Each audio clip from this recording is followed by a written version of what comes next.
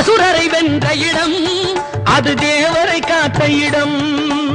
ஆவணி மாசையிலும் வரும் ஐப்பசி திங்களிலும் அன்பர் திருநாள் காணும் இடம், அன்பர் திருநாள் காணும் இடம்.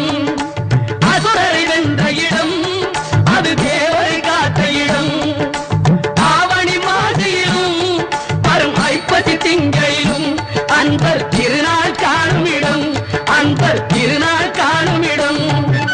திருச்செந்தூரின் கடலோரத்தில் செந்தில் நாதன் அரசாங்கம் தேடி தேடி வருவோர்க்கெல்லாம் தினமும் கூடும் தெய்வாம்சம்.